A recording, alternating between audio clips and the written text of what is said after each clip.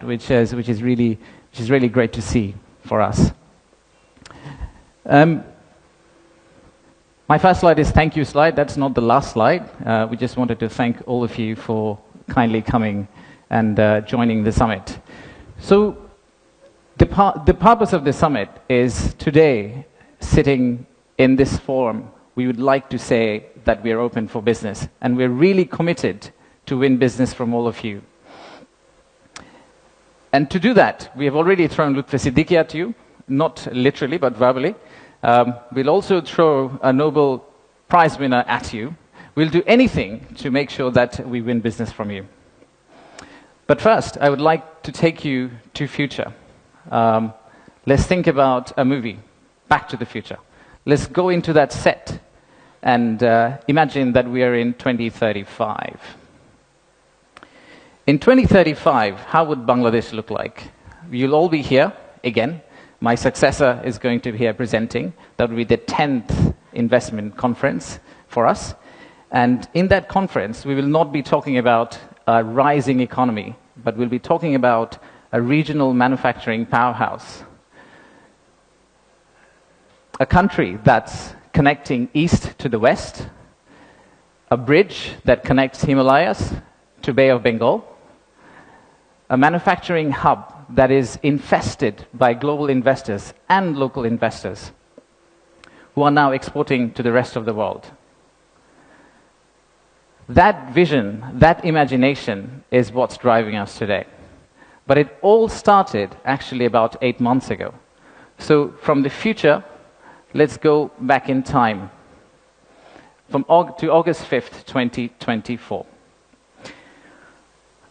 It's a personal story for almost all of us. Unfortunately, I was in Singapore in an investment banking trading room, but my family was here. My wife was on summer holidays. My brother, who came from Cambridge for summer holidays as well, they were all out on the street as part of the protest. So at around noon Singapore time, I asked them, what's going on? What's happening in Dhaka? So what they did was they were part of a crowd. They looked forward. They took a selfie. Sorry, not a selfie, a photo what's ahead of them, and they turned back and took another photo of what's behind them. So this first photo was what was ahead of them, and this one was what was behind them. So we need to digest exactly what happened at that time. The young population, the entire youth, was out on the street demanding transparency, demanding opportunity, demanding democracy, demanding freedom of speech. And that's what has brought us here today.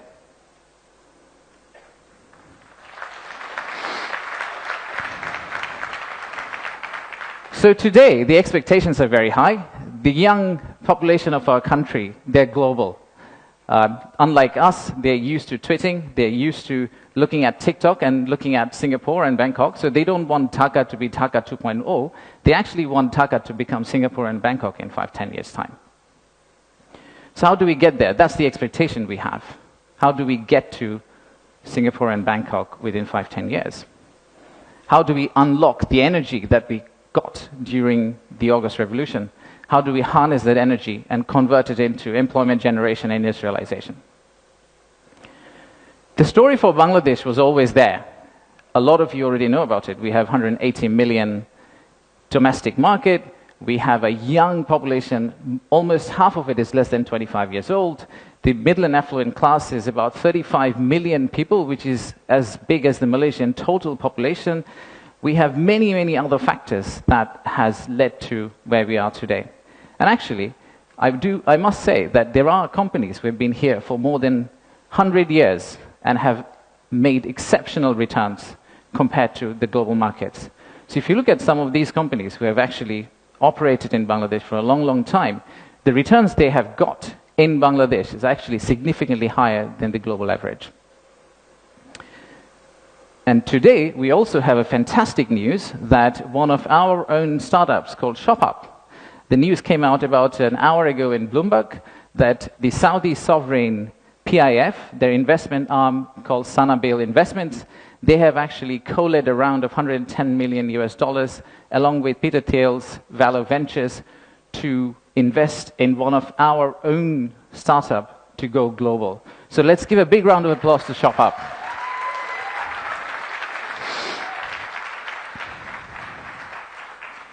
So that's today. That's today. So what's tomorrow? How do we go from here to the vision we have for 2035? So this $180 million story, or 180 million people story, is not enough. I think we need to redefine market. We believe the market is actually much larger. When we talk about market, we should be talking about a much larger regional market which you could potentially serve out of Bangladesh. You set up your factory here, you export out to all these markets. At the same time, I would expect these markets to set up their factories and push it back to Bangladesh. Use the ports of Bangladesh and potentially export out to the rest of the world. So the narrative that we've had, why invest in Bangladesh, is not really a domestic market 180 million story. It is a regional story and it's a global story. To further strengthen ourselves, we have decided to enhance our port capacity. In Chittagong area, what you see now, we are actually tripling that within the next few years, which is essentially allow this region to consider Bangladesh as one of the biggest logistical hubs.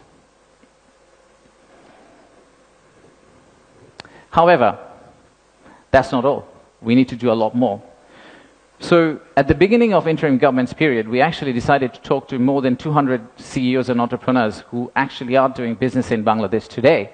And we wanted to understand how can we convert our critics into our ambassadors. They are the only ones who could potentially bring business for us.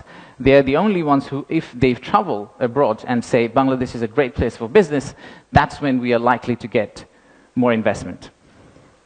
So we divided all their complaints into two groups, or the solutions that came out of their complaints.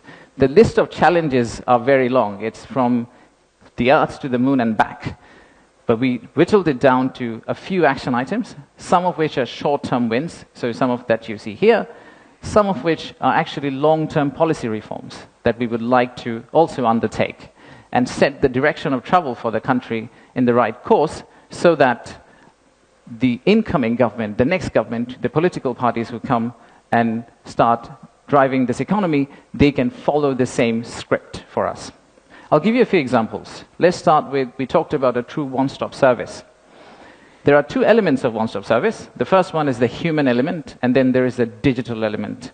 In the human element piece, what we have decided to do is we are going to co-locate the primary agencies, the high touchpoint agencies for our investors in one location. So that instead of the investors walking around different ministries, and we have a lot of them in Bangladesh, they all come to one office and they end up meeting everyone. We've also decided, like banks, and I am from banking, I guess that helped, that we are going to set up a relationship management team under BIDA. What it would essentially do is, just like a corporate banking, relationship banking manager, he would hold hand of the investor and walk them around the landing process. Let's take another example. Our friends in National Board of Revenue helped us set up the authorized economic operator. It's essentially the green channel, or widely known as the green channel setup, where if you're a good customer, you are able to circumvent some of the custom checks and fast-track your process through the ports. That has been picked up as one of the biggest challenges that we have, the time it takes to go from your factory all the way to your customer. And finally, let me show you one more example of policy change. So as you all know, there are many government agencies. We also know there's private sector. The dialogue between private sector and government agencies has not necessarily always been the most collegial. So how do we break that apart?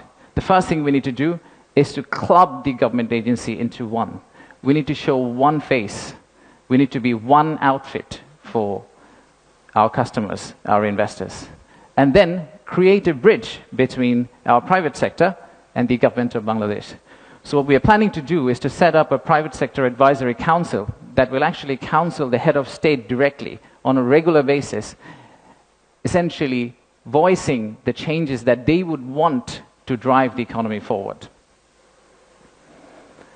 So these are some of the examples of what we are planning to do.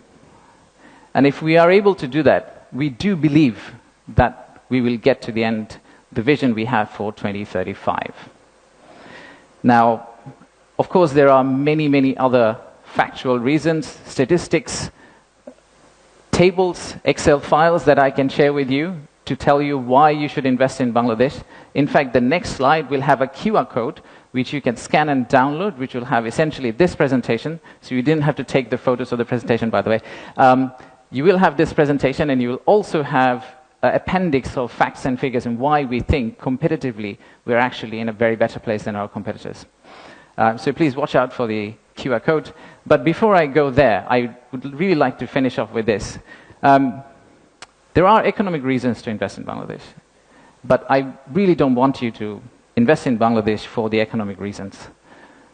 If you really think about investing in Bangladesh, think about investing in Bangladesh because of the transformational journey you're going to be part of. For the odd mixture of warmth and resilience our people have,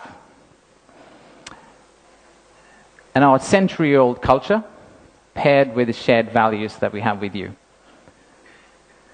So I rest my case here. Thank you very much for coming, and enjoy the rest of the day. Thank you all.